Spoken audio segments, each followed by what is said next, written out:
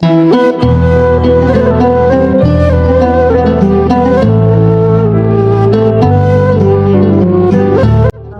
warahmatullahi wabarakatuh. Alhamdulillahirrahmanirrahim. Wassalatu wassalamu ala asrofil anbiya wal mursalin wa ala alihi wa sahbihi ajma'in. Puji syukur atas kehadirat Allah Subhanahu wa taala yang mana beliau telah memberikan kita kesehatan jasmani dan rohani, salah satunya yaitu nikmat sehat. Berikan salam, tak lupa juga kita curahkan kepada Nabi kita yakni Nabi Muhammad SAW, yang mana beliau telah menunjukkan kita kepada jalan yang terang benderang ini. Kepada hadirin yang dirahmati oleh Allah, di sini saya akan membawakan cerita motivasi, bisa jadi ceramah juga, yaitu yang berjudulkan tentang semangat. Hadirin yang dirahmati oleh Allah, serta yang kita ketahui pada bulan Ramadan, yaitu seluruh umat muslim itu berlomba-lomba dalam kebaikan. Jadi dari contoh semangat dalam Ramadan itu yaitu semangat yang menjaga ibadah puasa dari hawa nafsu. Di keutamaan dan kelebihan bulan Ramadan ini menjadikan motivasi dan semangat yang tinggi bagi kita semua untuk meraihnya. Tapi pada kali ini Ramadan belum sampai kepada kita, ya mungkin saja sudah terlewatkan.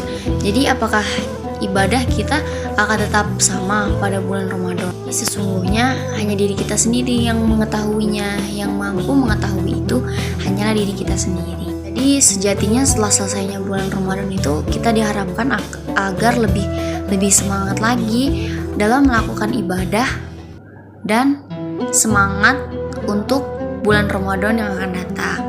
Jadi mengapa? Karena kurang lebih dari 30 hari kita sudah dilatih melakukan amal ibadah yang baik, tujuannya agar kita menjadi hamba yang bertakwa. Nah, jadi bagaimana cara kita menjaga semangat pasca bulan Ramadan ini, sebulan Ramadan ini? Jadi yang pertama itu kita harus tetap semangat dalam beribadah, beramal soleh dan istiqomah. Yang kedua ini nih menjaga diri dari maksiat. Yang ketiga memilih dengan lingkungan orang-orang yang solih dan solihah.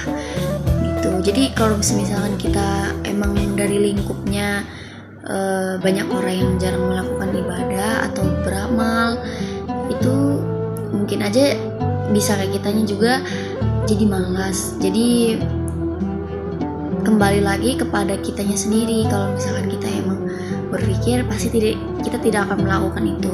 Yang keempat, kita harus menjaga sholat dan jangan lupa bersedekah. Insya Allah kalau kita rajin beribadah, rajin bersedekah, rajin dalam segala hal yang simple, contohnya kayak nyapu rumah, nyapu kosan. Nah itu kalau misalkan kita emang rajin, itu pasti bakalan tertanam dalam diri kita nih. Yang misalkan ngelihat sedikit kosan yang kotor atau rumah yang kotor, itu kita nggak akan betah di situ. Jadi seperti itu juga dalam beribadah dan sedekah. Jadi kalau kita terbiasa sholat dan bersedekah itu, insya Allah kita bakalan terus-terusan beribadah. Dari beribadah sunnah, entah yang sholat rawatib, ba'da qobliyah. Jadi yang terakhir itu rajin membaca Al-Quran. Selain Al-Quran itu selain menjadi obat, ternyata bikin adem juga loh Al-Quran.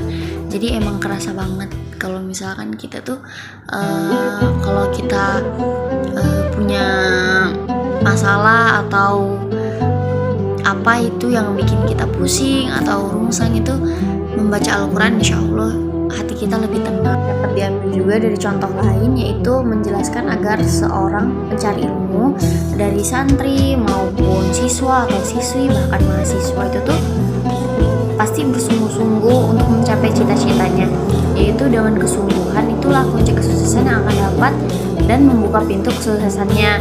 Karena Abu Thalib pernah berkata,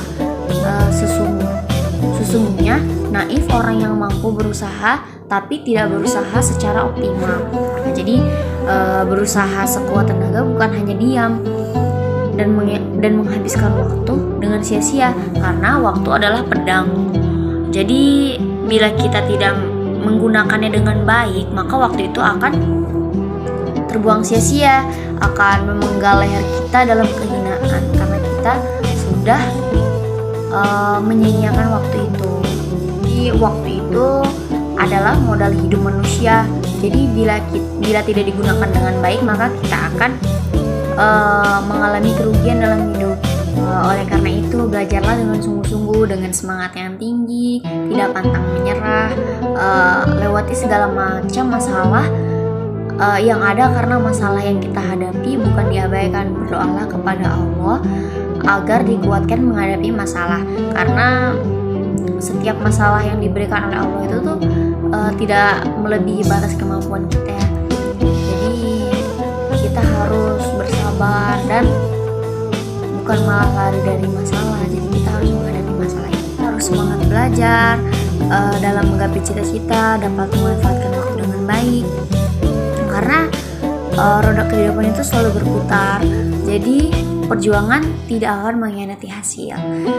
Bergeraklah, setelah itu kamu akan mendapatkan jawaban yang dari kita lakukan itu, karena semangat yang tinggi. Semoga kita semua adalah termasuk hamba-hamba yang dicintai Allah Subhanahu wa Ta'ala. Sekian cerita atau motivasi yang dapat saya sampaikan. Lebih dan kurangnya saya mohon maaf, dan kepada Allah saya mohon ampun. Saya akhiri. Wabillahi taufiq wal hidayah. Wassalamualaikum warahmatullahi wabarakatuh.